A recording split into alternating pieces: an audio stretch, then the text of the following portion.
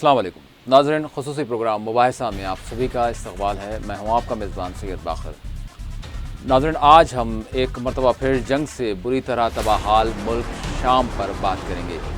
पिछले 5 बरसों से शाम में जंग जारी है। इस जंग में अब तक 2.5 लाख से ज़ायद लोग हलाक हो गए हैं। लाखों अफराद घरों से बेघर हो गए।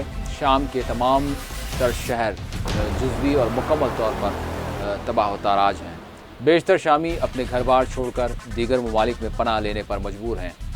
जो शामी जंगज़दा इलाक़ों में फंसे हुए हैं वो भी बारूद के ढेर पर अपनी ज़िंदगी गुजार रहे हैं। जीने के लिए बुनियादी सहूलियात और ज़रूरियात की तकमील तो दूर की बात है, यहाँ हर सांस इनके लिए एक नई ज़िंदगी साबित होती है। मुस्लिम दुनिया का एक ऐसा मुल्क जिसके लिए इस्लामी रिवायात में बरकत की दुआएँ हैं, लेकिन आज ये शाम ऐसा मालूम हो रहा है कि एक ना ख़त्म होने वाली आग की लिपटों में गोया घिरा हुआ है। अगरचे दाइश के खात्मे और इसकी पसपाई के बाद यहाँ रूस और अमेरिका ने जंग बंदी से इत्तेफाक किया था, लेकिन ये जंग बंदी भी गोया शुरू होने से कबल ही ख़त्म हो गई। आखिर कौन शाम और मशरिक़ वस्ता में अमन का दुश्मन है? आज हमारा यही मौजू है और बहुत से सवालात हैं। मेरे साथ इस वक्त स्टूडियो में मौजूद हैं सियासी तजिया निगार सैयद सजादुल हसनैन साहब। मैं सजा साहब का इस स्टूडियो में इस्तकबाल करता हूँ। शुक्रिया वक्त। नाज़रीन, सजा साहब के अलावा फ़ोन लाइन के ज़रिए इस प्रोग्राम में हमारे साथ शामिल होंगे हैदराबाद से सीनियर सहाफ़ी शजीउल्लाह फिरासत साहब। इससे कबल के प्रोग्राम को आगे बढ़ाएं, शाम की ताज़ा सूरत हाल पर एक नज़र डालते हैं। शाम में जंगबंदी के मुआहदे की नाकामी के बाद सदर बशार अल असद की हामी अफवाज ने हलब में बागियों के ज़ेर कंट्रोल इलाक़ों पर शदीद बमबारी की। शामी रज़ाकारों के इदारे द वाइट हैमलेट ने कहा है कि रूसी और शामी तैयारों ने हलब में बागियों के ज़ेर कब्ज़ा इलाक़ों पर बमबारी की है। एक इमदादी कारकुन ने फ़िज़ाई हमलों के बारे में बताते हुए कहा कि हलब में जो कुछ हो रहा है वो मुकम्मल तबाही का मंजर पेश करता है। शामी हुकूमत ने फ़िज़ाई हमलों की तस्दीक करते हुए लोगों से कहा है कि वो बागियों की पोजीशन से दूर हो जाएं। हुकूमत ने मज़ीद कहा कि वो बागियों के ज़ेर कब्ज़ा इलाक़ों से निकलने के लिए रास्ते खुले रखे जा रहे हैं और इन रास्तों को बागी और आम शहरी दोनों के लिए इस्तेमाल करने के लिए खोला गया है।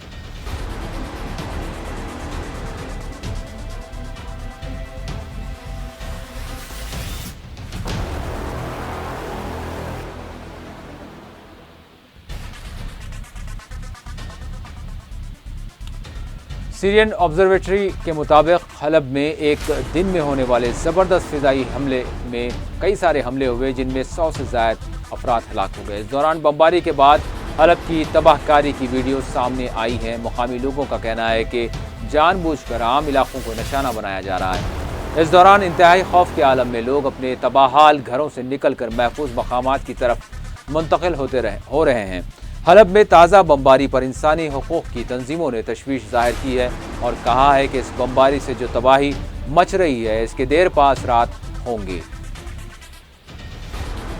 और इसी दौरान रूसी वज़ीर ख़ारजा सरगई लारोफ का कहना है कि शाम में जंग के ख़ात्मे के लिए रूस और अमेरिका के दरमियान तयशुदा मुआहदे की हिफाजत ज़रूरी है, क्योंकि इसके अलावा और कोई रास्ता नहीं रह जाता। न्यूयॉर्क में अक़वाम मुत्तहिदा की जनरल असम्बली से खिताब के दौरान सरगई लारोफ ने इन ख़यालात का इजहार किया। सरगई लारोफ ने बागियों को कंट्रोल करने में नाकामी की जिम्मेदारी अमेरिका पर आयद की। इनका कहना था कि मुआहदे में एक बुनियादी शर्त मोतदल पसंद बागी ग्रोह के लिए थी, जो अमेरिका की मदद से शिद्दत पसंदों से अलहदा होंगे। इनका मौक़िफ़ था कि अमेरिकी क़यादत में मौजूदा इत्तेहाद को यकीन था कि ये अलहदगी इनकी की जाएगी, ताहम वो ऐसा करने में नाकाम रहे। सरगई लारोफ ने कहा कि अगर अल-नुसरा फ्रंट से मुंसलक शिद्दत पसंदों के ठिकानों का इल्म हो जाए तो जंग बंदी मुमकिन होगी और मुतासरीन तक इमदाद पहुँचाना भी मुमकिन हो सकेगा। रूसी वज़ीर ख़ारजा के मुताबिक मशरिक़ वस्ता और शुमाली अफ्रीका में ख़ुद पसंदाना रवैयों और सख्त अंदाज ने मसाइल के यकतरफ़ा और गैर मोहतात हल की जानिब इन हालात को धकेल दिया है। रूसी वज़ीर ख़ारजा का ये बयान एक ऐसे वक्त में आया है जबकि शाम में जंगबंदी का मुआहदा टूट चुका है और शामी फ़ौज हलब के मुख्तलिफ इलाक़ों को बागियों के कब्ज़े से छुड़ाने के लिए वहाँ बमबारी कर रही है। और उधर ईरान के वज़ीर ख़ारजा जवाद ज़रीफ़ का कहना है कि शाम में जंग बंदी उसी वक्त मुमकिन है जब सऊदी अरब चाहे। इनका कहना था कि शाम में जंग बंदी के लिए मुज़ाकरात की मेज़ पर सऊदी अरब का भी होना ज़रूरी है। वो न्यूयॉर्क में मीडिया इदारे को इंटरव्यू दे रहे थे। उन्होंने कहा कि सऊदी अरब के साथ मुज़ाकरात की मेज़ पर आने में इन्हें कोई एतराज़ नहीं होगा, बल्कि ईरान चाहेगा कि शाम के मसले की पुरअमन यकसुई को मुमकिन बनाने के लिए सऊदी अरब को भी मुज़ाकरात की मेज़ पर आना चाहिए। और शाम के हलब की मौजूदा सूरत हाल पर अक़वाम मुत्तहिदा की सिक्योरिटी काउंसिल ने आज एक हंगामी इजलास तलब किया। अक़वाम मुत्तहिदा के 2 मुस्तकिल अरकान अमेरिका और फ्रांस की अर्जी पर यह इजलास मुनक्किद किया गया। अक़वाम मुत्तहिदा के अहलकारों ने बताया कि ये एक खुला हंगामी इजलास होगा जिसमें दीगर ममालिक के सफ़ीर शाम की ज़मीनी सूरत हाल पर अपने ख़यालात का इज़हार कर सकते हैं। गुज़िश्ता हफ्ते शाम के हामी फ़ौजी अड्डों पर अमरीकी फ़िज़ाई हमलों के बाद रूस ने इस तरह का एक हंगामी इजलास तलब किया है। इस हंगामी इजलास में हलब में जारी शोरिश पर तबादला ख्याल से इत्तफ़ाक़ किया गया।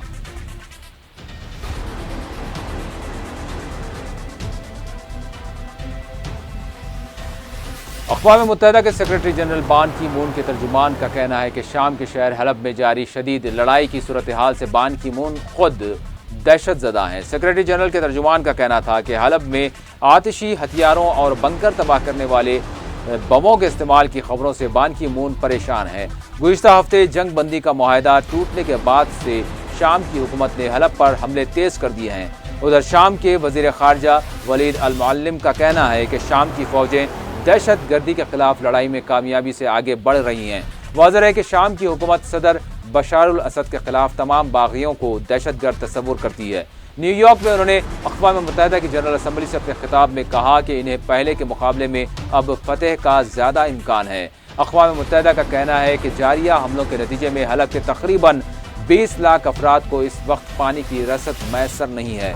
इसके मुताबिक हलब के बेशतर इलाके में पानी की किल्लत है और अब बेशतर अफराद आलूदा पानी पर गुजारा करने पर मजबूर हैं, जिससे इन्हें शदीद बीमारियों का खतरा भी लाहक हो सकता है।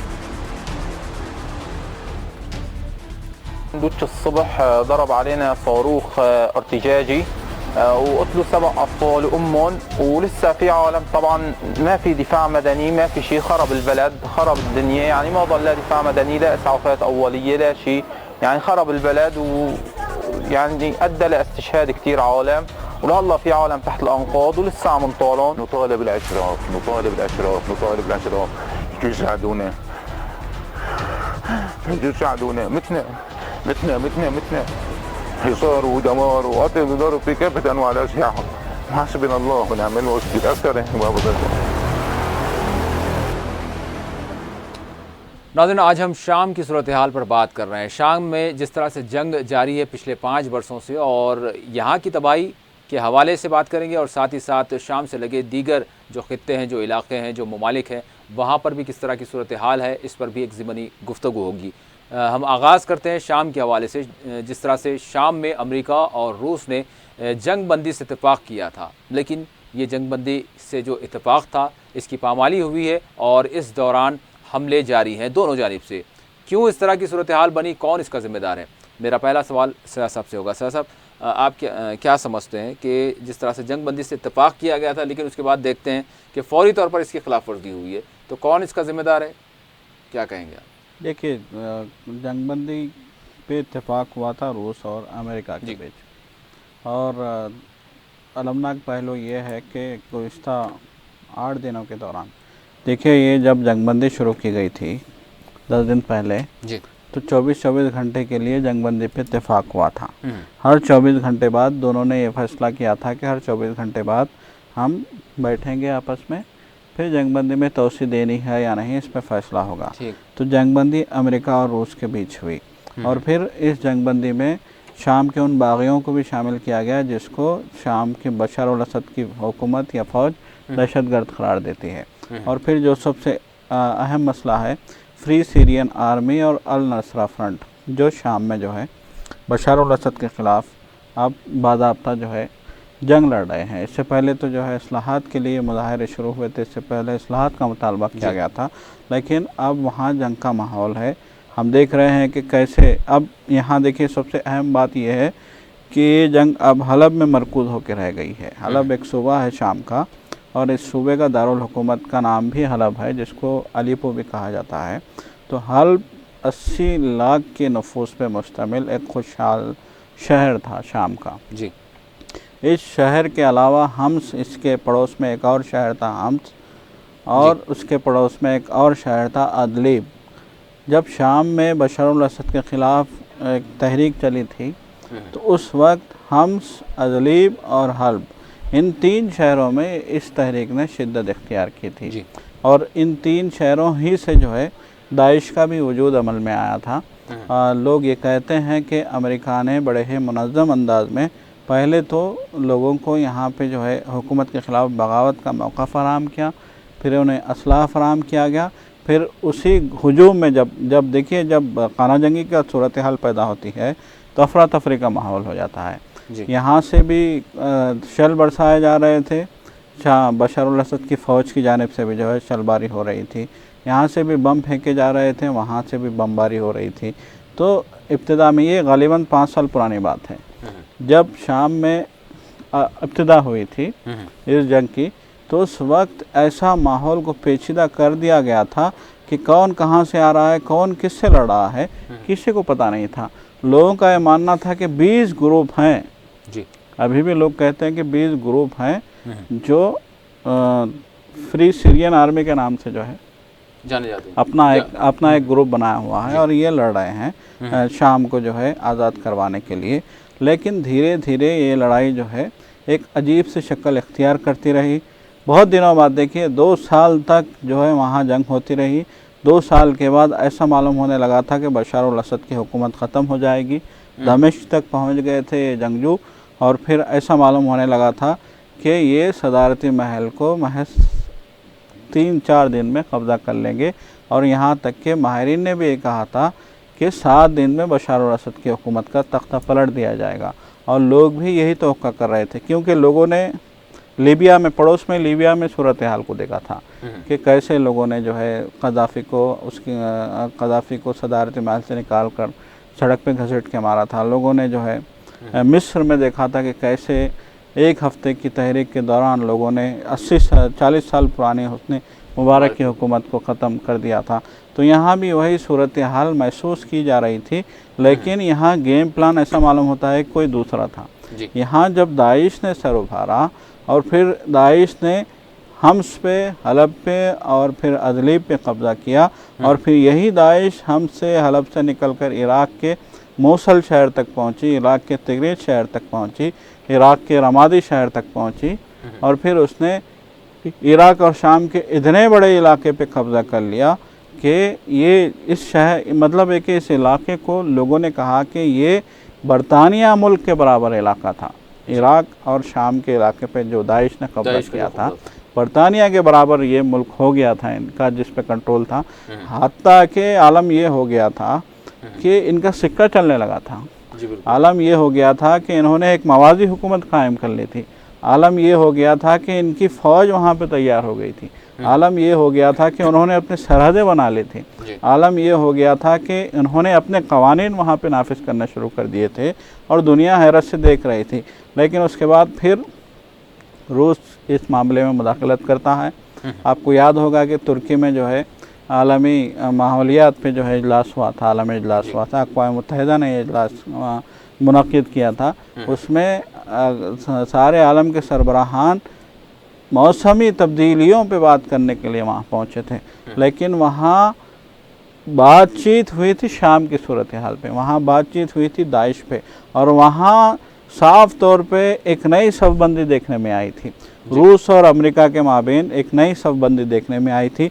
उसी इजलास में रूस के सदर व्लादिमीर पुतिन ने अमेरिका को वार्निंग दी थी कि दाइश को तुमने वहाँ पे प्रमोट किया है, दाइश को तुम्हारी सरपरस्ती वहाँ पे हासिल है, और दाइश को जो भी हथियार जा रहा है, जो भी सामान रसद जा रहा है, और जो भी सामान अरब जा रहा है दाइश को, ये अमेरिका की तरफ से जा रहा है। और फिर इराक़ के आम लोगों ने भी इस बात का जो है इशारा दिया था या इस बात की शिकायत की थी कि उस इलाके में, ख़ास तौर पे मूसल के इलाके में और उस इलाके में जिसे हम अदलीब रमादी कहते हैं, उस इलाके में दाइश ने कंट्रोल हासिल किया है। वो आवाम पे जुल्म कर रहे हैं, वो सफ़ाकाना कार्रवाइयाँ कर रहे हैं, वो लोगों का कत्लेआम कर रहे हैं। और जब अमेरिका की फ़ौज वहाँ पहुँचती है दाइश के ख़ात्मे के बहाने, तो हम जब उन्हें बताते हैं कि उनके अड्डे कहाँ कहाँ हैं, तो अमेरिकी तैयारे वहाँ तक जाते हैं, कुछ गिराते हैं और फिर लौट आते हैं। वहाँ कोई बम नहीं गिराया जाता, वहाँ कोई तबाही नहीं होती। तो ये सूरत हाल हो गई थी। फिर उसके बाद हमने देखा है कैसे पुतिन ने जो है उन इलाकों में बमबारी करके दाइश को कमज़ोर किया, और आज दाइश धीरे धीरे ख़त्म हो रही है। हम ये कह सकते हैं, देखिए ख़त्म हो ही नहीं है लेकिन ख़त्म हो रही है, और अमेरिका ने उनको पैसेज फराहम किया है। देखिए आज हलब, अभी हम हलब की बात कर रहे थे, हलब में ये कहा जा रहा है कि हम लोगों को फ्री पैसेज देंगे, हम बागियों को हमने निशाना बनाया हुआ है। अभी खौफनाक बमबारी हो रही है, और इस बमबारी के दौरान जो ख़ास तौर पे जो है ह्यूमन राइट्स का एक कहना है कि हम लोगों को फ्री पैसेज देंगे। अमेरिका ने भी ये कहा कि हम एक राहदारी देंगे, महफूज राहदारी, महफूज रास्ता देंगे ताकि लोग वहाँ से निकल जा सकें उन इलाकों से। तो अब सवाल ये पैदा होता है कि क्या ये महफूज रास्ता लोगों के लिए दिया जाएगा या फिर उनके लिए दिया जाएगा जो जंगजू हैं, जो है अमेरिका के इशारों पे वहाँ पे लड़ाई में मसरूफ़ हैं। जी नाज़रीन, इस वक्त हमारे साथ सीनियर सहाफ़ी हैदराबाद से जुड़ रहे हैं शजीउल्लाह फ़िरासत साहब। फ़िरासत साहब अस्सलाम वालेकुम। वालेकुम अस्सलाम। फ़िरासत साहब, आज हम बात कर रहे हैं शाम और मशरिक़ वस्ता में क़याम अमन के दुश्मन कौन, ये हमारा उन्वान है। सबसे पहले आगाज़ करेंगे हम शाम की सूरत हाल के हवाले से। जंगबंदी से इत्तेफाक हुआ था अमेरिका और रूस के दरमियान, लेकिन ऐसा मालूम होता है कि शुरू होने से कबल ही वो ख़त्म हो गया। जिस तरह से वहाँ बमबारियाँ जारी है और हलाकतें शुरू हुई है, तो आप क्या समझते हैं, इसके लिए ज़िम्मेदार कौन है? देखिए, ये बहुत अफसोस की बात, ये इक़्तिदार, इस्तेमार और मौशी मफादात की जंग में आज ये सूरत हाल पैदा हो गई है। और अभी हालिया अरसे में जंगबंदी टूटने के बाद जो एलेपो या हलब के हालात हैं, अब तक की सबसे शदीद बमबारी हुई है। 2.5 लाख लोग जो है यानी पानी से महरूम हो गए हैं, उनकी जिंदगियां खतरे में पड़ गई हैं।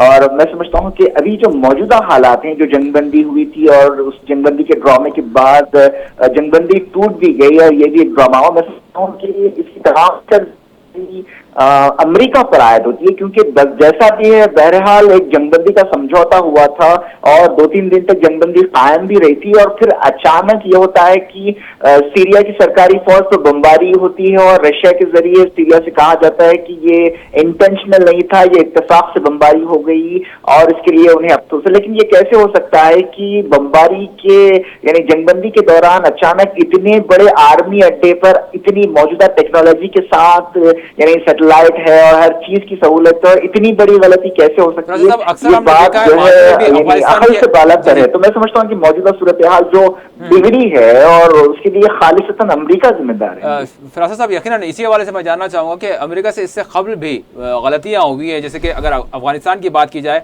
तो अफगानिस्तान में भी एक अस्पताल पर हमला हुआ था और उस पर भी अमेरिका ने कहा था कि गलती हुई है। ऐसी बहुत सी तारीख है अमेरिका की, तो ये गलती किस तरह से होती है, ये वाकई समझ से बालातर बात। देखिए, आज जो गलती होती है यानी बाद में मालूम होता है कि वो दरअसल गलती नहीं थी, सोची समझी हिकमत अमल थी। यानी देखिए यानी इससे पहले भी जैसे कि यानी इराक के मामले में हुआ था और दूसरे मामलात में होता, कोई गलती नहीं। मैं समझता हूँ कि ये गलतियां नहीं होती हैं, ये एक सोची समझी स्ट्रैटेजी होती है जिसे यानी हसीन अल्फाज में छुपाया जाता है गलती वगैरह के। यानी ये एक मनसूबाबंद कार्रवाई होगी, उसके कुछ मफादात से होंगे और उसकी वजह यह हो सकती है कि जंगबंदी जिन मकासद के लिए हुई थी, या तो वो मकासद हासिल हो गए या फिर ये कि जो है उन मकासद की तकमील होनी मुश्किल थी। शायद उसकी वजह रशिया थी, जो रशिया मैं समझता हूँ कि अमेरिका के मुकाबले में खित्ते के बहरानों के हवाले से उसका रवैया कुछ जिम्मेदाराना है जी। अगरचे जो दीर जोर में हमला हुआ उसके बाद जो रशिया का हमला हुआ यानी जो इमदादी काफिलों पर हुआ, वो भी उतना ही काबिल मजम्मत है। लेकिन फ़िरासत साहब, जिस तरह से खबरें जो जैसे ही जंगबंदी की मुखालिफत हुई है, मुआहदा टूटा है, तो इसके बाद जो खबरें आने लगती हैं, तो हम ये देख रहे हैं कि बार बार यही कहा जा रहा है कि बशर अल असद की जानिब से जंगबंदी की पामाली की जा रही है और इस तरह के मामलात हो रहे हैं, हमले हो रहे हैं। तो ये जो खबरों का जो फ़्लो होता है और उसके साथ जो इस्लाहात होती हैं, वो क्या आपको नहीं लगता कि एक तरफा इसमें जो है इजहार होता है? देखिए, जंगबंदी अव्वल तो ये कि मुकम्मल जंगबंदी नहीं थी। ISIS और जो है जबहतुल फतेह अल शाम के लिए जंगबंदी लागू नहीं होती, और मैं समझता हूँ कि इब्तिदा में जितनी भी जंगबंदी की खिलाफ वर्जियां हुई हैं वो कोई बड़ी संगीन खिलाफ वर्जी नहीं थी, इक्का दुक्का मामूली वाकयात पेश आए हैं। सूरत हाल तभी बिगड़ी है जब देर अल जोर पर सीरिया के फौजियों पर हमला हुआ और बहुत बड़ी तादाद मारी गई। यानी मैंने देखा है कि 62 से लेकर 84 तक सिपाहियों की अमवात की इत्तला देखी थी, और ये बहुत बड़ा वाकया था। और उसके बाद जो रिएक्शन हुए हैं, और यकीनन यानी जो फ्यूल करने के लिए काफी था वो ये वाकया। जी बिल्कुल। सर साहब, आप क्या कहेंगे इस हवाले से? क्या आप वाकई समझते हैं कि दाइश का मुकम्मल तौर पर सफाया हो गया है, या फिर वाकई दाइश कहीं ना कहीं पनप रही है, या हम ये समझ सकते हैं कि अल-नुसरा ने दाइश की जगह ले ली है, क्योंकि अल-नुसरा तो अभी कायम है? देखिए, सबसे बड़ा मसला क्या है कि अभी जो हलब पे जो बमबारी हो रही है, इसका निशाना दाइश नहीं है जी। इसका निशाना वो लोग हैं जिनको बशर अल असद की आर्मी या शाम की सरकारी फ़ौज दहशतगर्द करार देती है या दहशतगर्द बोलती है। तो अब उनके खिलाफ ये बमबारी हो रही है। अभी यहाँ दाइश का कोई जिक्र नहीं है। देखिए, दाइश का जिक्र सिर्फ़ और सिर्फ मोsul में हो रहा है। इराक़ का जो शहर है, दूसरा बड़ा शहर बगदाद के बाद, मोसल में दाइश का जिक्र हो रहा है। मोसल की घेराबंदी हो गई है, और खुद इराक़ के जो वज़ीर आज़म है हैदर अल इबादी, उन्होंने अक़वाम मुत्तहिदा में कहा कि हम पूरी अक़वाम मुत्तहिदा में उन्होंने जो है जनरल असम्बली के इजलास के दौरान ओबामा से जो मीटिंग की थी उन्होंने, उसमें उन्होंने कहा कि हमने पूरी तैयारी कर ली है, हमने घेर लिया है चारों तरफ से मोसल को, और ये आखिरी गढ़ साबित होगा मोसल का। हमने तो इराक़ के बाकी देखिए, शाम में भी हम देख रहे हैं कि बहुत सारे इलाकों से, चाहे वो दायर अल ज़ोर हो, चाहे वो पलमायरा हो, चाहे वो कोई और हलब का ये हम्स के बारे में भी ये कहा जाता था कि हम्स जो है बहुत बड़ा गढ़ था दाइश का। तो इन इलाकों से दाइश को खुदेड़ा गया, और ये भी वाज़ेह हो जाता है कि दाइश ने यहाँ से राह फरार इख्तियार की थी। दाइश के जंगजों ने, दाइश के लड़ाका, दाइश के दहशतगर्द जो भी आप कहें, उन्होंने यहाँ से राह फरार इख्तियार की थी। और बाद में ये भी कहा गया कि ये लीबिया के शहर, पड़ोसी जो इराक़ का पड़ोसी शहर है, मुल्क है, लीबिया के शहर सिरते में जमा हो रहे हैं, जो एक साहिली शहर है, और यहाँ से यूरोप राह फरार इख्तियार करना उनके लिए ज़्यादा मुश्किल ना होगा। तो एक मानों में हम ये कह सकते हैं कि अब जो हल्ब में जो सूरत हाल है, अब जो लड़ाई हल्ब में चल रही है, ये लड़ाई दाइश के ख़िलाफ़ नहीं है, बल्कि ये लड़ाई कहाँ तक, जहाँ तक मेरा ख्याल है, बशर अल असद की फ़ौज या फिर रूस की सरपरस्ती में जो है लड़ाई चल रही है वहाँ शाम में, इस लड़ाई की दो बातें हो सकती हैं। या तो ये लड़ाई बशर अल असद के इक़्तिदार पे मुस्तकिल कायम रहने के लिए चल रही है, या फिर ये लड़ाई इस खित्ते में रूस और अमेरिका की बालादस्ती की लड़ाई चल रही है। जी फरासत साहब, आप क्या समझते हैं, जिस तरह से शाम के जो वज़ीर हैं उनका बयान सामने आया है, उन्होंने कहा है कि हमारी फ़तह के इम्कानात रोशन हैं, तो क्या वाकई ये जो जंगबंदी हो नहीं पा रही है, या फिर जो मुखालिफिन असद हैं, बशर अल असद हैं, वो ये इस कोशिश में हैं कि वो अपना आखिरी हरबा इस्तेमाल करके देख लें ताकि दमिश्क जो महफूज है वहाँ पर फिर जो है अपना कब्ज़ा किया जा सके, या फिर जो भी हो हालात को जो है अपने मुआफ़िक किया जा सके। तो क्या आप समझते हैं कि वाकई इस तरह की कोशिश अभी बाकी है?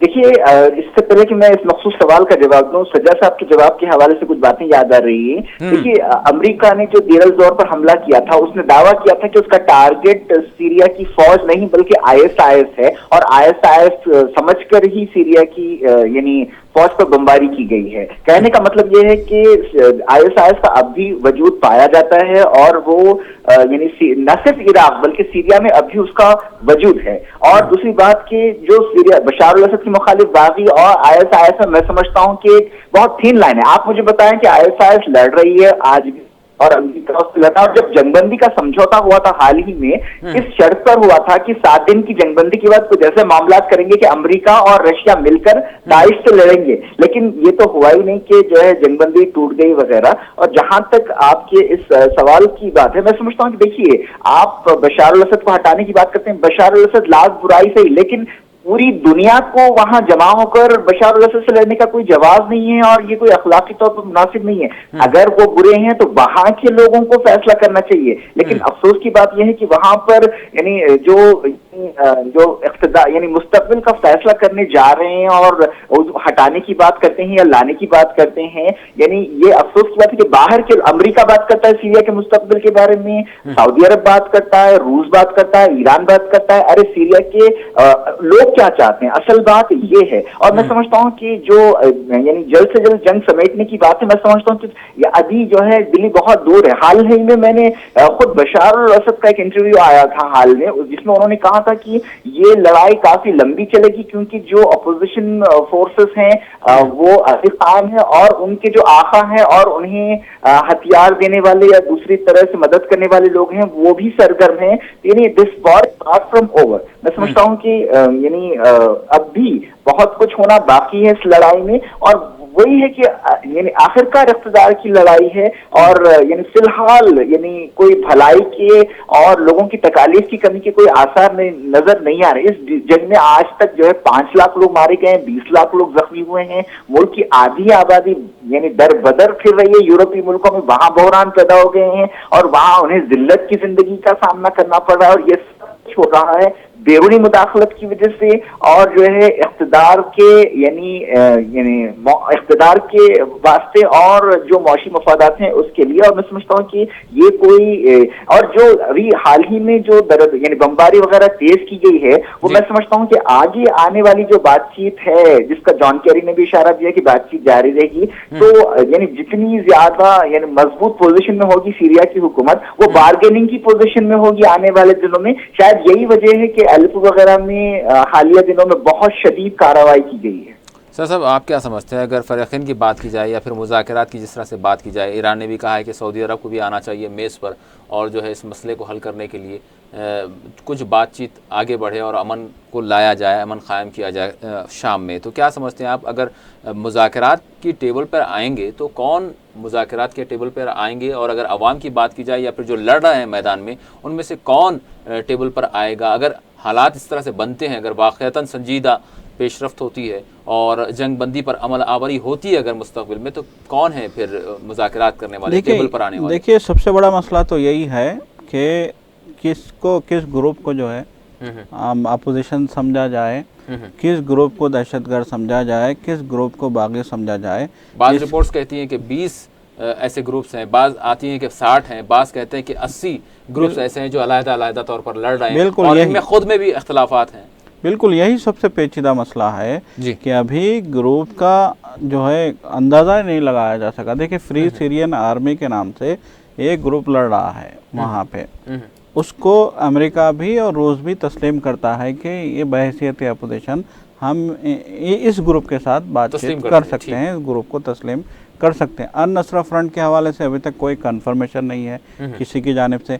ये तो हो गई अपोजिशन की बात, लेकिन सवाल यहाँ सबसे बड़ा ये है कि इस बातचीत के मेज़ पे है कौन? अभी देखिए, जंगबंदी का जो माहिदा हुआ था, जेनीवा में हुआ था माहिदा, और इस माहिदे के लिए सिर्फ़ और सिर्फ सरगई लारोफ रूस के वज़ीर ख़ारजा और जॉन केरी जो अमेरिका के वज़ीर ख़ारजा हैं, दोनों ही मेज़ पे आए थे।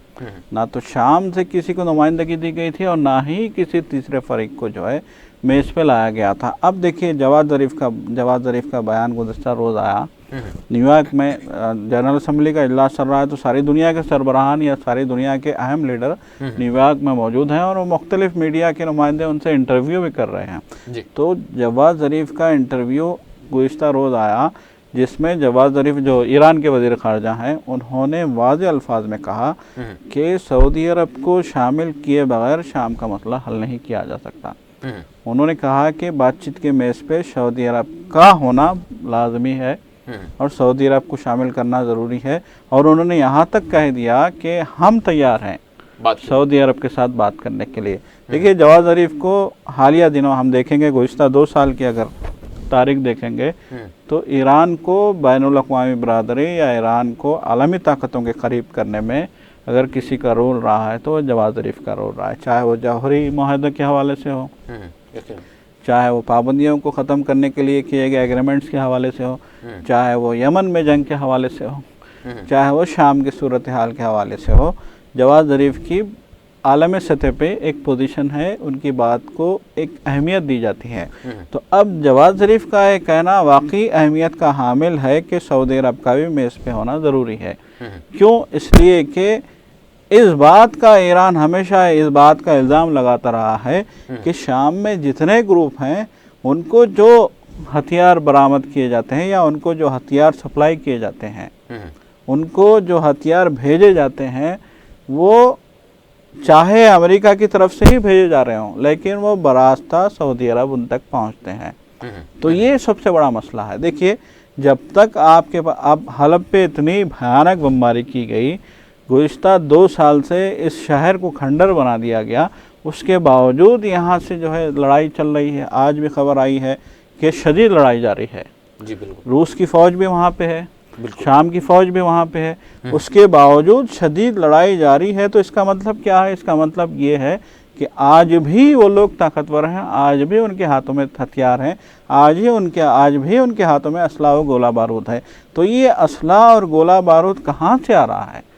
ये एक बड़ा सवाल है। फरासत साहब, आप क्या कहेंगे जिस तरह से जवाद ज़रीफ़ की जो एक पेशकश है या फिर एक सऊदी अरब को उन्होंने एक ऑफ़र किया है कि मेज़ पर वाकई आना चाहिए ताकि इस बहरान से निपटा जा सके और शाम में क़याम अमन आपकी वॉइस ब्रेक हो रही है, आप बराह करम सवाल दोहराएं या दोबारा? मैं ये अर्ज़ कर रहा हूँ कि जिस तरह से जवाद ज़रीफ़ ने एक पेशकश की है सऊदी अरब को कि आपको भी मेज़ पर आना चाहिए और सऊदी अरब को वालिबन लाइन ड्रॉप होगी, मैं चाहूँगा कि दोबारा फरासत साहब से राबिता किया जाए। सर साहब, यकीनन अगर हम बशारुल असद के हवाले से बात करें तो बशारुल असद से जो मुखालिफत की बात हो रही है या बशारुल असद को हटाने की जो बात की जा रही है, तो आप क्या समझते हैं ये क्या वजह है कि क्या वजह बन रही है कि एक सख्ती से बशारुल असद को हटाने के लिए एक मुहिम शुरू हुई और 5 साल गुजर गए लेकिन मुखालिफिन का मौक़िफ़ जूं का तू बरकरार है? देखिए, सबसे अहम बात यह है कि एक तयशुदा जो है एक मंसूबा था। हम इस बात से इनकार नहीं कर सकते कि एक आलमी साजिश के तहत जो है ख़ित्ते में खाना जंगी की सूरत हाल पैदा की गई, ख़ित्ते में शोरिश का माहौल पैदा किया गया, चाहे उसके लिए दाइश को पनपने का मौका दिया गया या दाइश को ताकतवर किया गया। या फिर देखिए आप, त्यूनिस से ये बहार अरब चलती है, आगाज़ होता है त्यूनिस से। हमने पहले इसको बहार अरब का नाम दिया था, लेकिन ये एक खौफनाक जो है एक जंग में बदल गई। त्यूनिस से इसका आगाज़ होता है, फिर ये तहरीक मिस्र में चलती है, मिस्र में एक ज़बरदस्त तहरीक चलती है और 40 साल हुकूमत का ख़ात्मा हो जाता है हुस्न मुबारक का। हुस्न मुबारक अरब के एक ताकतवर हुक्मरान थे। उसके बाद हम देखते हैं कि ये तहरीक धीरे धीरे इराक़ तक लीबिया पहुँचती है। फिर कर्नल क़ज़ाफ़ी जो इस खित्ते के एक ताकतवर हुक्मरान थे, उनका ख़ात्मा हो जाता है। फिर ये तहरीक लीबिया से फिर शाम की तरफ बढ़ती है। तो शाम में इस तहरीक को बशर अल असद की शक्ल में एक सफ़ाक हुक्मरान का सामना करना पड़ता है और फिर वहाँ पे खाना जंगी का माहौल शुरू हो जाता है।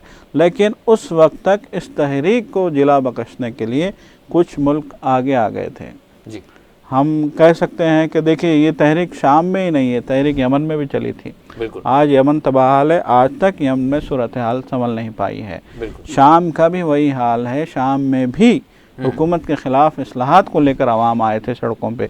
आवाम को कतई इस बात का एहसास नहीं था कि उनकी इस तहरीक को सबोताज कर लिया जाएगा, उनकी इस तहरीक को हाईजैक कर लिया जाएगा, उनके इस मुजाहरे को यरगमाल बना, मतलब है कि उन्होंने हुकूमत से इस्लाहात के मुतालबे के तहत जो तहरीक शुरू की थी उसको यरगमाल बना दिया जाएगा और ये तहरीक एक खौफनाक जंग की शक्ल में सामने आएगी, ये कतई अंदाज़ा नहीं था। आप आज देखिए, हम्स को देखिए आप, बहुत बड़ा शहर था शाम का, वो तबाह ताराज है।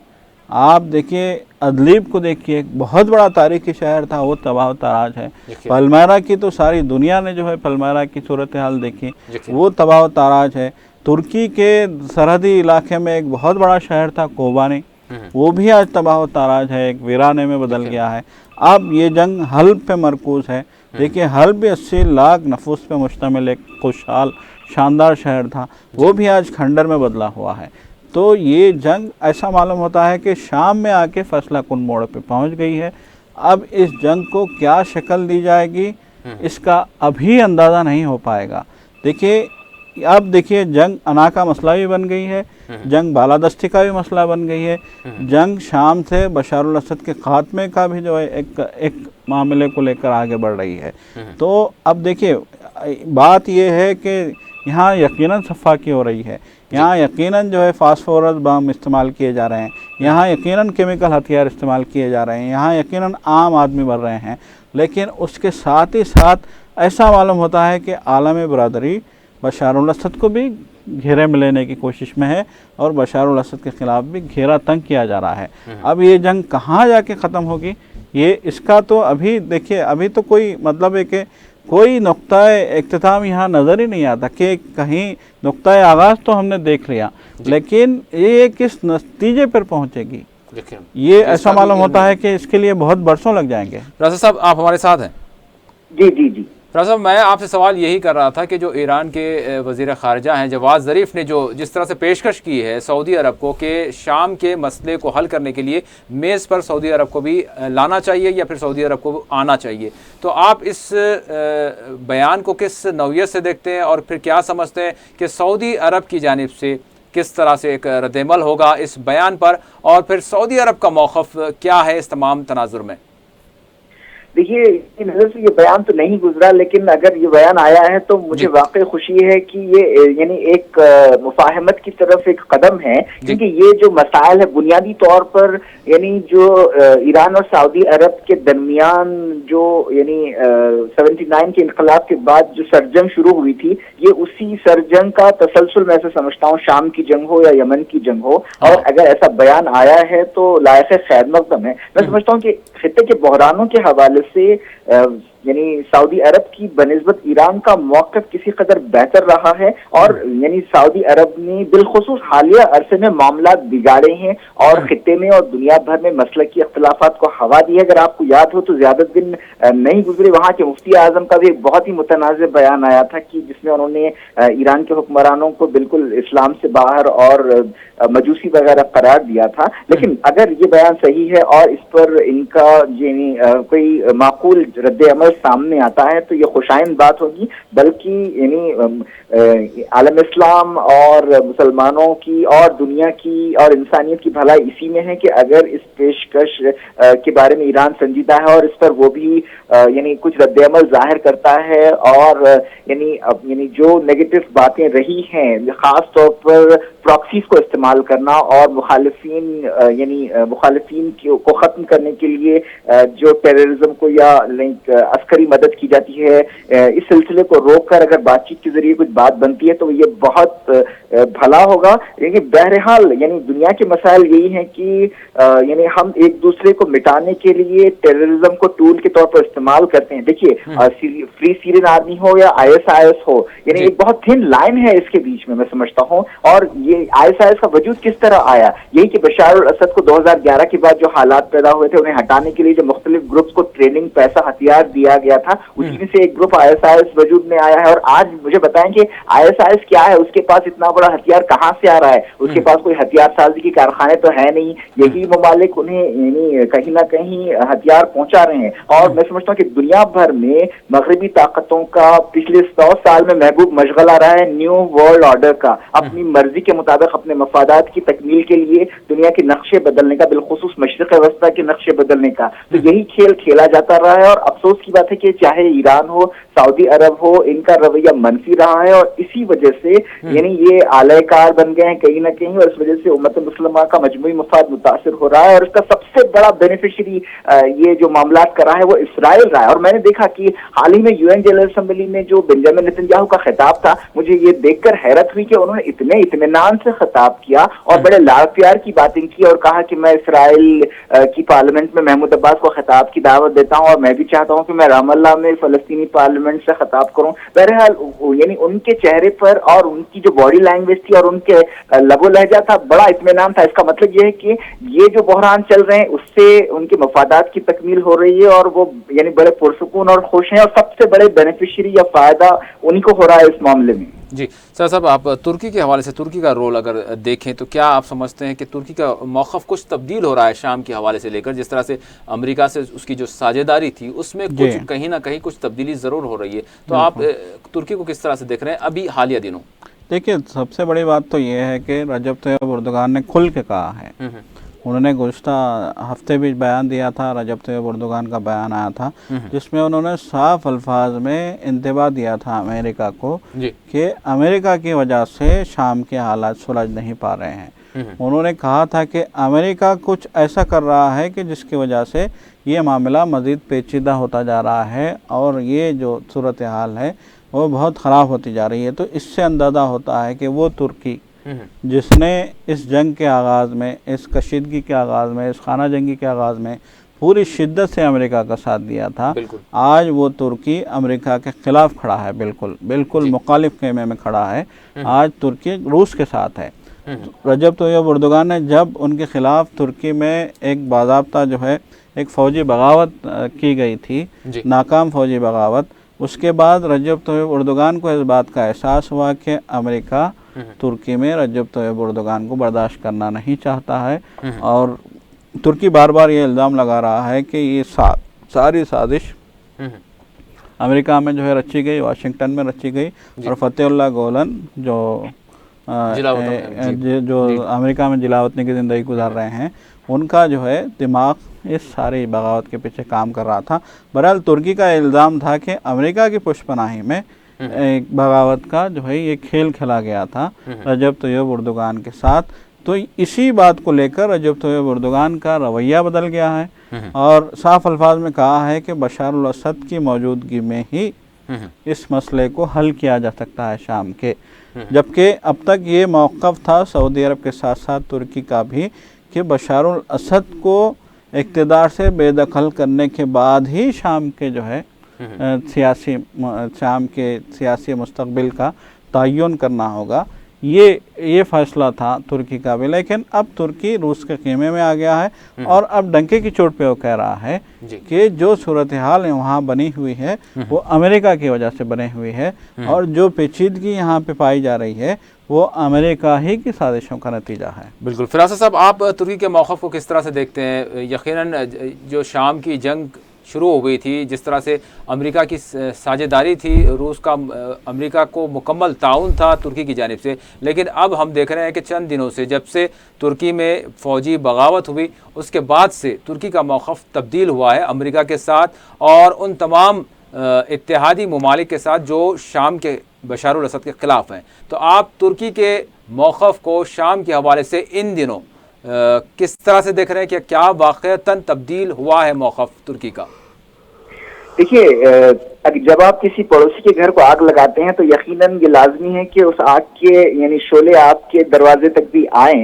यही कुछ हुआ है तुर्की में और यानी तैयब एर्दोगान की शख्सियत मुझे काफी मुतनाज़िर नजर आती है। अगर सिर्फ बिलुमू आलम इस्लाम में उन्हें हीरो की हैसियत हासिल हो गई है, लेकिन मैं समझता हूँ कि इनकी पॉलिसी शुरू से यानी अपॉर्चुनिस्टिक रही है, मौका परस्त रही है और इनकंसिस्टेंट रही है। उन्होंने नजमुद्दीन अरबिकान का हाथ पकड़ा और फिर उन्हें आगे चल के धोखा दिया, गोलन का उन्होंने साथ लिया और तुर्की में कोई ऐसी बगावत पहली मर्तबा नहीं है, मुसलसल बगावतें होती रही हैं। लेकिन उन्होंने बगावत के बाद यानी बिल्कुल एक यानी फतेहुल्लाह गोलान को, जो मैं समझता हूं कि बिल्कुल वो जिम्मेदार नहीं है, वो एक इस्लाही तहरीक है और उसके बाद जो उनका मनफी क्रैकडाउन रहा है, मैं समझता हूं कि मसाइल ये नहीं है, मसाइल ये असल मसला ये है जो तुर्की की पॉलिसी में तब्दीली आई है और वो अचानक से रातों रात जो है अमेरिका से निकलकर रशिया की गोद में जाकर बैठ रहे हैं एर्दोगान साहब। उसकी वजह ये है कि यानी कुर्द बहुत मजबूत हो गए हैं और इस बहरान को, जिसकी आग जो है तुर्की ने भी लगाई है अपने बॉर्डर का इस्तेमाल करते हुए,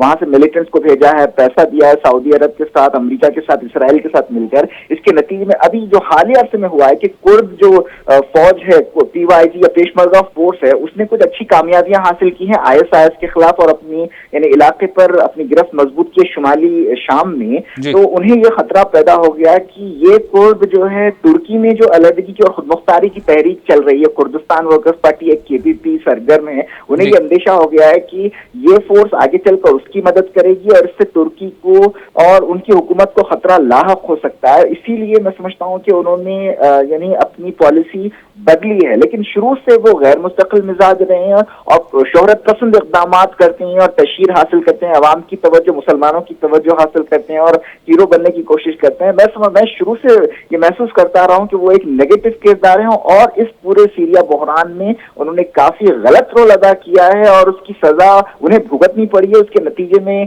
तुर्की के हालात बिगड़े हैं। एक इस्तेलाह इस्तेमाल होती है मगरबी मीडिया में, उनके दौर में पाकिस्तानाइजेशन ऑफ तुर्की हो गया, यानी पाकिस्तान जिन हालात से गुजरा है, पाकिस्तान ने भी बैरूनी ममालिक में मुदाखलत की थी और उसके नतीजे में वहां पर दहशतगर्दी के वाकयात पनपे और वहां पर भी फौजी बगावत हुई।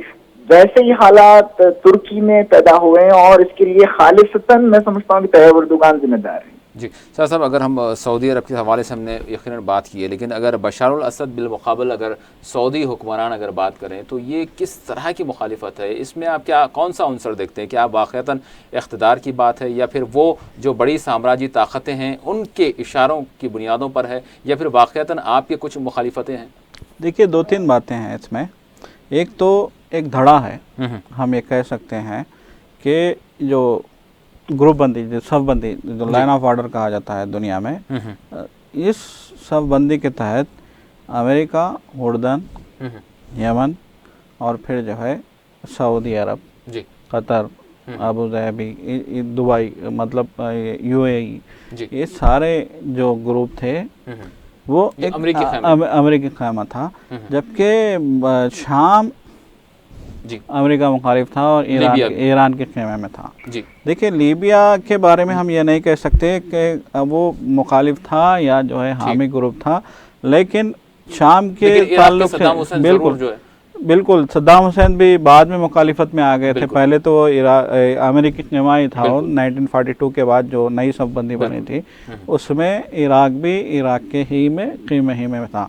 तो उस ज़माने से, जब से शाम ने ईरान के साथ क़ुर्बत इख्तियार की थी, उस वक्त से लेके ही इसराइल को भी शाम खटकता था।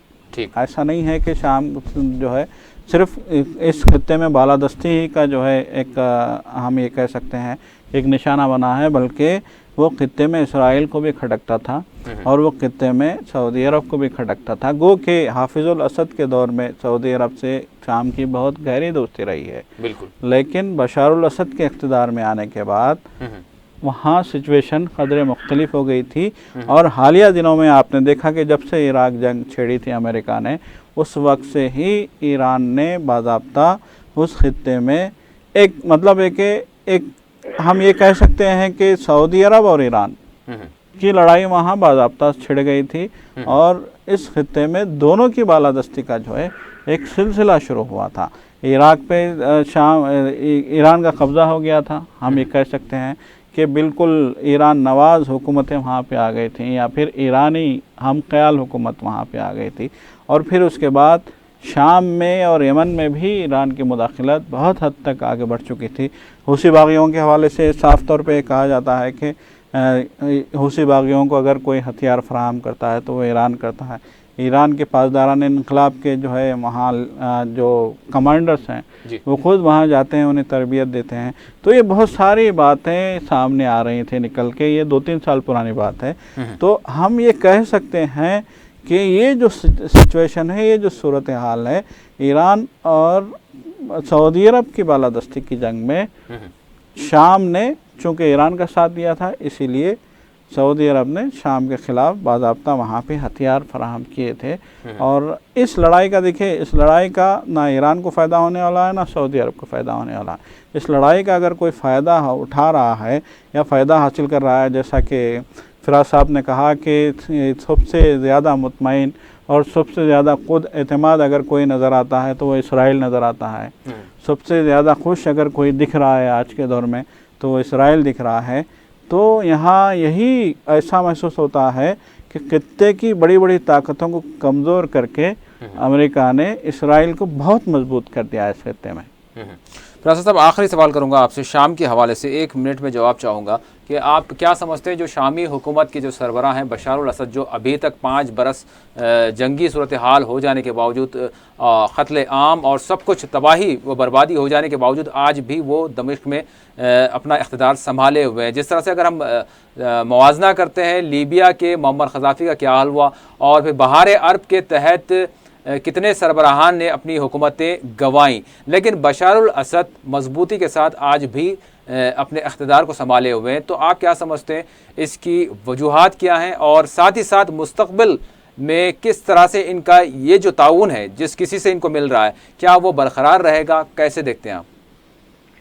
देखिए, मैं समझता हूँ कि यानी सद्दाम हुसैन या कज़्ज़ाफ़ी और हुस्नी मुबारक, और इनमें मैं समझता हूँ कि हुस्नी मुबारक का थोड़ा सा इस्तिस्नाई मामला हो सकता है, लेकिन ये है कि यानी फौज पर इनकी मुकम्मल गिरफ्त है, यानी इस बशार अल असद की एक ये नुक्ता है। और कहीं ना कहीं उन्हें उनके बाएतमाद कुछ लोग हैं और अवाम में भी हैं कि वो इतने भयानक हालात में भी टिके हुए हैं, ये एक है। और दूसरा कि जो हिजबुल्लाह और ईरान की ताईद है और आखिर में रशिया की भी ताईद हासिल हुई, ये वो उनसर है। और मैं बताएं कि जंगें जो है वो ऑन ग्राउंड जीती जाती है, बमबारी के जरिए जंगें नहीं दी जाती। देखिए, मुखालिफिन जो बशार अल असद के, चाहे वो अमेरिका हो, इसराइल हो, सऊदी अरब हो, तुर्की हो, उन्होंने हथियार दिया, पैसे दिए वगैरह, लेकिन लड़ने के लिए मैदानी जंग पर जो हैं वो कौन है? वो इनके पास हैं, हिजबुल्लाह है और ईरान की सिपाही हैं। ईरान चाहे लाख तरदीद करे, ये हकीकत है कि ईरान की फौजें भी शाम में बशार अल असद की जानिब से लड़ती रही है। तो मैं समझता हूँ कि ये वो फैक्टर्स हैं कि जो, और सिंसियरिटी भी इनके साथ है। मैं समझता हूँ कि क्योंकि ये जो मामला शुरू हुए 2011 में और मफादात के तहत कुछ लोग जमा हुए और उनकी मुखालिफत की, तो मैं समझता हूँ ये चंद वो अनासिर हैं, यानी जो फैक्टर्स हैं जिनकी वजह से वो टिके हुए हैं। और हालिया से मैंने देखा है कि उनकी जो बॉडी लैंग्वेज है वो भी, और जो पॉजिटिव सिग्नल्स बशार अल असद की जानिब से आए हैं, उन्होंने हाल ही में एक यानी सीरियन फौज का शहर जो है, यानी एक शहर सीरिया की फौज के कब्जे में आया था, वहां पर जाकर ईद उल अजहा की नमाज अदा की थी और वहां पर कुछ बयानात दिए थे। मैं समझता हूँ कि उनकी पोजीशन फिलहाल उनके मुखालिफिन से ज्यादा मजबूत है, और मैं समझता हूँ कि आने वाले कुछ दिनों में ये सूरत हाल तब्दील होने के आसार नहीं है। और सबसे बड़ी बात की ये जो मामलात हैं, मैं एक पैगाम भी देना चाहूंगा, आपने आखिरी सवाल कहा कि इस मामले को मसले की नजरिए से नहीं देखना चाहिए। बशार अल असद क्या है? ये वही है, बास पार्टी से इनका ताल्लुक है, जो सद्दाम हुसैन की भी वही बास पार्टी थी। देखिए, सद्दाम हुसैन भी कोई सुन्नियों के अलंबरदार नहीं थे और बशार अल असद भी कोई शियों के अलंबरदार नहीं। बास पार्टी वो जमात है जो दूसरी जंग अजीम के बाद जो यानी सोशलिज्म वगैरह के असरात के नतीजे में पैदा हुई थी, और उसके नुमाइंदे थे जमाल अब्दुल नासिर वगैरह। बहरहाल हमें यानी मामलात को इस एंगल से नहीं देखना चाहिए, और ये बड़ी जो ताकतें हैं उन्हें अपने माशी मकसद के लिए जो नेगेटिव यानी जो चीजें हैं, टेररिज्म हो या हथियारों का इस्तेमाल हो, ये चीजें खत्म होनी चाहिए। और बस यही मैं एक पैगाम देना चाहूंगा, क्योंकि वक्त बहुत कम रह गया। बहुत बहुत शुक्रिया फिरासत साहब, आप दोनों ने वक्त दिया। यकीनन नाज़रीन, आज हमने बात की शाम की सूरत हाल, शाम में जिस तरह से जंग जारी है और लाखों अफराद, 2.5 लाख से ज़ायद अफराद यहाँ पर अब तक हलाक हुए हैं, लाखों अफराद अपने घर बार छोड़कर नक़ल मकानी पर मजबूर हुए हैं। किस तरह से सूरत हाल बनी हुई है शाम की, ये दुनिया के सामने है। लेकिन यहाँ पर बात यही सामने आती है कि जिस तरह एक के बाद एक अरब खित्ते के जो ममालिक हैं वो तबाही के दहाने पर पहुँचे और यहाँ की तबाही हुई, तो इसकी वजूहात भले ही अलग अलग हो, अलग अलग मकामात पर, अलग अलग ममालिक में अलग अलग वजूहात सामने आती हों, लेकिन दरहक़ीक़त इनकी जड़ें एक ही तरफ मालूम होती है, जिसका असल मामला यही है कि जो मुसलमानों का इंतशार है, यही असल इन ममालिक की तबाही का बाइस बन रहा है। कहीं मसलक की बात की जा रही है तो कहीं कुछ और वजूहात की बुनियाद पर एक एक करके ममालिक को तबाह व बर्बाद किया जा रहा है।